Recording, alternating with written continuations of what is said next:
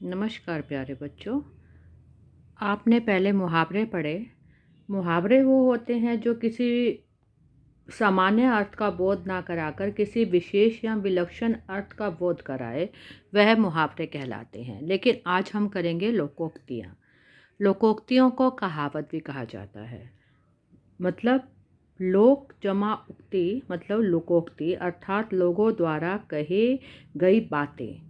ऐसी उक्ति जो लोक में प्रसिद्ध हुआ करती है वह लोकोक्ति होती है। लोकोक्ति एक पूर्ण वाक्य होती है जिसका स्वतंत्र रूप से भी प्रयोग किया जाता है। यह किसी भी घटना या कहानी पर आधारित होती है। यह गद्य और पद्य दोनों में ही प्रयोग की जाती है। देखिए, जैसे इसमें पहली लोकोक्ति लिखी है, अंधों में काना राजा, अर्थात मूर्खों में कुछ पढ़ा लिखा व्यक्ति।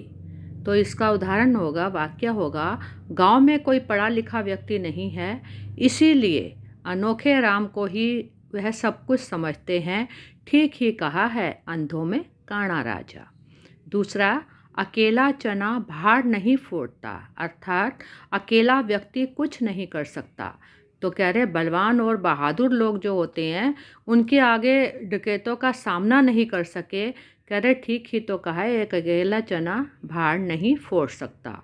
अधजल गागर छलकत जाए, अर्थात ओछा व्यक्ति जो होता है वो बहुत घमंड करता है। जिसमें ज्ञान कम होता है वही घमंड ज़्यादा करता है। कहते हैं रामू जो है थोड़ा पढ़ा लिखा है और अपने आप को बहुत विद्वान समझने लगा। यह तो वही बात हुई कि अध भरी गागर छलकत जाए। आप भरी हुई गागर लेके जाओगे उसका पानी नहीं गिरेगा, लेकिन जो आधी भरी हुई गागर होती है उसका पानी छलकता ही रहता है। चौथा है लोकोक्ति, आगे नात न पीछे पगड़ा, अर्थात कोई संरक्षक नहीं।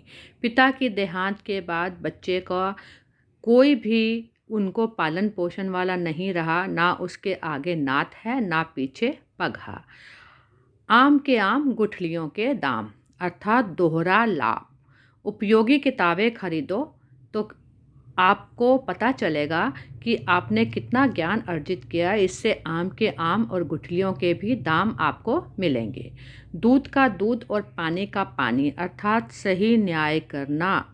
इसका वाक्य होगा, वकील ने अदालत में सबूत पेश करके दूध का दूध और पानी का पानी कर दिया। मतलब जैसे दूध में पानी मिलाया जाता है, पता चल जाता है आपको कि कैसा है। तो इसमें यही बताया गया है कि अदालत में जाकर उसने सबूत पेश करके वकील ने दूध का दूध पानी का पानी कर दिया। खोदा पहाड़ निकली चूहिया, अधिक परिश्रम का थोड़ा फल मिलना। दिन रात काम करके मजदूर ने 250 रुपये मिलने की आशा रखी थी, पर मात्र 50 रुपये मिले। यह देखकर उसने कहा कि खोदा पहाड़ और निकली चूहिया। फिर है घर की मुर्गी दाल बराबर, अर्थात घर की चीज़ की कोई कदर नहीं होती। घर में वकील रहते हुए भी तुम दूसरे को वकील बना रहे हो। ठीक है, यह तो वही बात हुई कि घर की मुर्गी दाल बराबर। कुछ लोकोक्तियाँ हम और लेते हैं। ऊंची दुकान फीका पकवान, अर्थात आडंबर अधिक और तत्व कुछ ज़्यादा ही। मतलब शोर ज़्यादा मच रहा है और पकवान वहाँ पे कुछ नहीं मिला। कोयले की दलाली में मुंह काला, अर्थात दुष्टों की संगति में कष्ट ही मिलता है। अब बेटा हम वाक्य नहीं बना रहे क्योंकि फिर आपको जो ये वीडियो है काफ़ी लंबी चली जाएगी। खाली हम आपको बता रहे हैं, अर्थ बता रहे हैं लोकोक्तियों के। आ बैल मुझे मार, स्वयं मुसीबत मोल लेना। इसका मैं आपको एक वाक्य बनाती हूँ। देखिए, देश विदेश में कोरोना फैला है और तुम बिना मास्क के बाहर घूम रहे हो। यह तो वही बात हुई कि आ बैल मुझे मार। एक अनार 100 बीमार, जिस चीज़ के बहुत से चाहने वाले होते हैं। आप देखते हो एक नौकरी निकलती है, उसके अनेक आवेदन पत्र आ जाते हैं।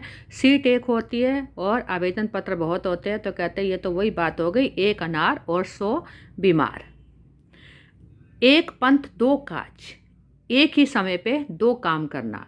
कोरोना काल में बेटा आप लोगों को ऑनलाइन क्लासेस घर से ही मिल रही है, तो ये एक पंथ दो काज हो गए।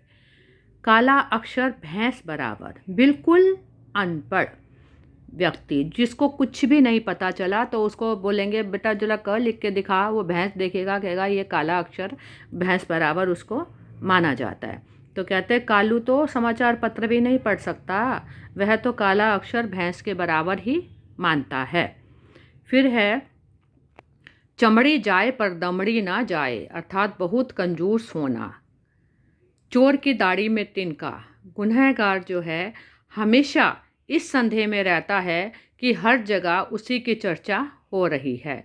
सांच को आँच नहीं, सत्य बोलने वाले का उसको कोई भय ही नहीं होता। सच हमेशा सच रहता है, उसको कितने भी झूठ बोले सच को आँच नहीं होती किसी भी चीज़ की, वो डरता नहीं है सच बोलने वाला। मन चंगा तो कठौती में गंगा, अर्थात मन निष्कपट हो, निष्कपट अर्थात बिना किसी कपट के हो तो तीर्थ पर जाने की आवश्यकता ही नहीं है। हाथ कंगन को आरसी क्या, प्रत्यक्ष को प्रमाण की आवश्यकता नहीं होती। होनहार वीरवान के होठ चीकने पात, अर्थात होनहार के लक्षण तो पालने में ही नजर आ जाते हैं। एक हाथ से ताली नहीं बजती, झगड़ा एक तरफ से शुरू नहीं होता। जितने मुंह उतनी बातें, अर्थात प्रत्येक की अलग अलग राय होती है। ईश्वर की माया कहीं धूप कहीं छाया, संसार की गति विचित्र है।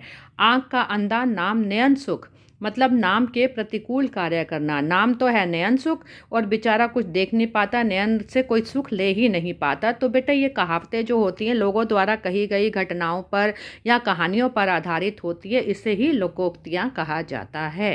नमस्कार बच्चों।